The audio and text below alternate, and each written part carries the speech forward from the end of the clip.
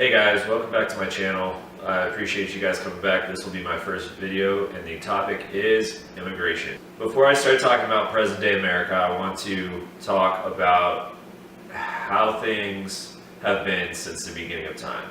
And I'm going to use Monty Python as a reference. When he comes as the king of the Britons to a castle wall, the castle guard says, "Who are you? What are you doing here? And how did you get coconuts?" Since human beings started developing societies, they have always vetted each other when intermingling with each other.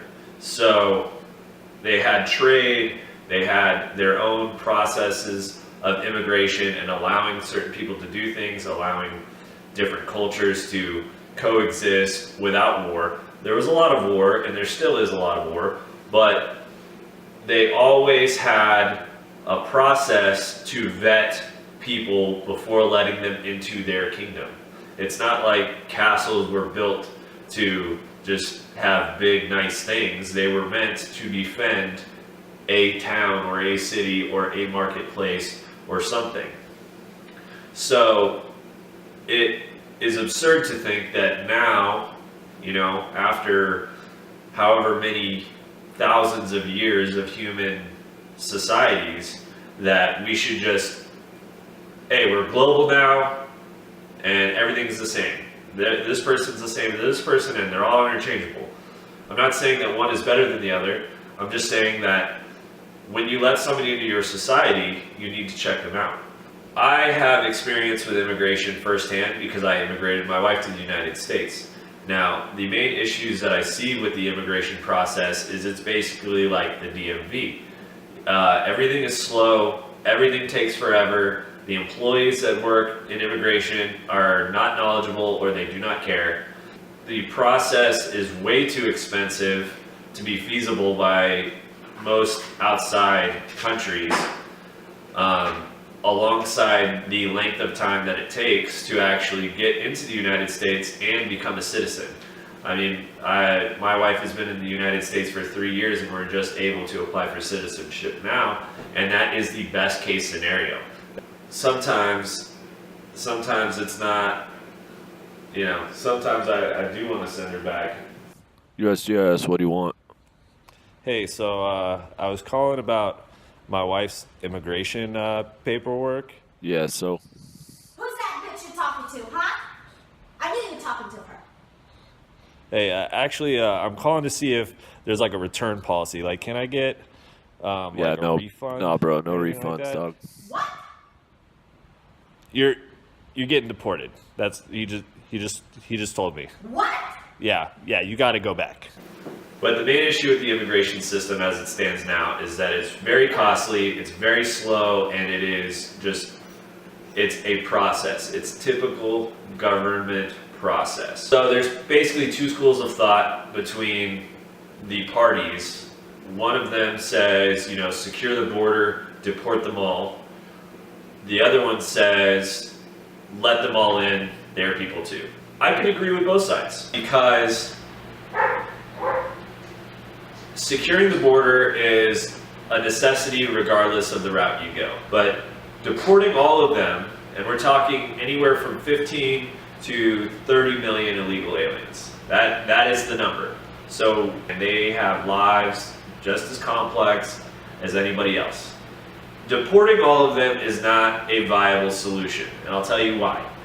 Because people have come here and they have been law-abiding, and they have contributed to our society, and they have worked hard, and they've been treated as second-class citizens in this sort of bubble of economic slavery where they are limited to the options that they had. I know for myself, when I was faced with no opportunities and no money for school, I turned to the military. Somebody who is an illegal alien in the United States does not have that opportunity.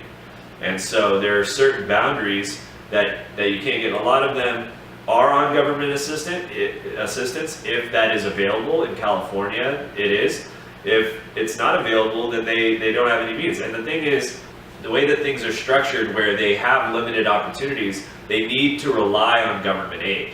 And they need to rely on these government benefits. Whereas if Whereas if you did things differently, they would not be so reliant on government.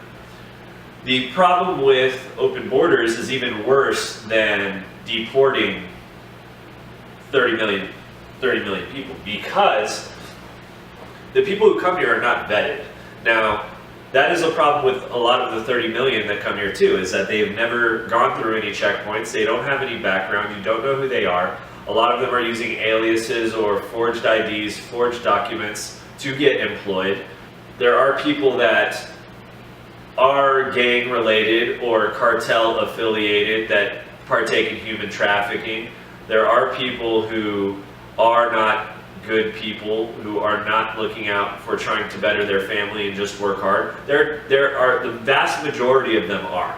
It's probably the same subsect of society that the normal American people have.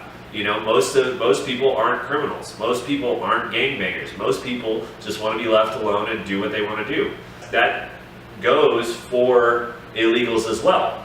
This is their life. If you were brought here, you know, in the 90s as a child, you're in your 20s now, and you've been in this sort of like underground of society where you don't have all the same legal authorities. You know, if you get caught up in a legal case or accused of something, they're going to just say, oh, well, you're here illegally, like, kick them out. And it's like, I got brought here when I was 3. I don't know anybody outside of the United States. And I can understand that. I can understand people in those situations. But the answer to that is not just to say, yeah, well, you know, borders are, that shit's old shit, you know, we don't need that. Like, no, you need that. And the reason why is because not every country has the same standards as the United States. The United States has relatively high health standards where you need to have certain vaccinations, you can't have certain illnesses, you need to have a certain income or a way of supporting yourself when you get here. You can't be a criminal, you can't be gang affiliated, which those should all be obvious things. You don't want somebody coming with tuberculosis and just being in your neighborhood. You don't want some kid that has not been vaccinated that might be carrying diseases in your child's daycare. Nobody wants that. But at the same time, I want this person to still have the opportunity. The problem with open borders is there is no vetting process. There is none of that. And on top of that, the left does not propose any way of doing that vetting. My proposal is that we secure the border and reform immigration. The main things that need to be reformed about immigration are timeliness. It needs to be faster. The idea that you have to wait 7, 8 years to get into the United States is ridiculous. I am a military member and my wife has had no criminal history, is fully vaccinated, and had a degree in nursing. And it still took me a year for her to even get approved to get a visa to come to the United States. And that is the best case scenario. That was fast-tracked because I was a military member. But for the most part, people don't have those opportunities and they don't exactly have the funds to do so. It cost me $15,000 to immigrate my wife, and making that kind of money and saving it when you have a family in a country like Honduras that you have $2,500 equivalent for your yearly income, it'd be absurd to try to earn that money. And that's just for the United States. That's not counting whatever legal loops that they need to jump through on the Honduran side, which is also all about money because their governments are corrupt. My potential solutions involve securing the border so that way, in the event you vet somebody who's already in the United States and you kick them out, it's harder to come back. Medical checkouts and criminal background checkouts to make sure that, hey, if you are here illegally, you get checked out, you register with your local government, those governments send those documents to the federal government, and then you're now part of the census, you're now part of everything. You are a documented person. The key factor is that there needs to be a process put in place for the 30 million illegal immigrants that are already in the United States to get legal. There needs to be a process in place that just isn't just, oh, well, we won't kick you out. Because, like I said, they are in a form of limbo and of economic slavery where they don't have the same legal protections, they don't have all this, but they've been here for years.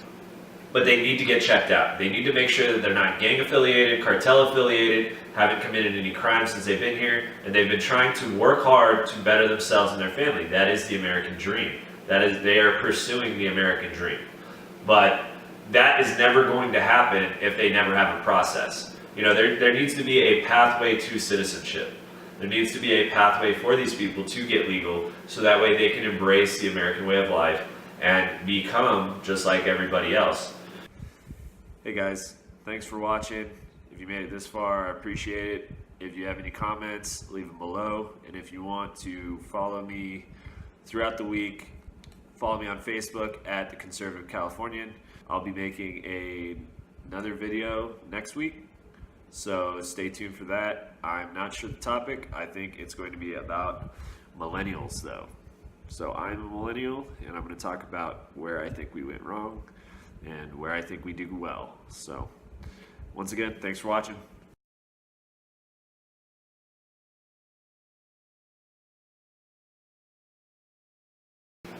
Yes, Brittany. Really want to send me back home, Mom. He said, Alright. I'm sorry. Thank you. Alright. Thank you. Oh, too much love.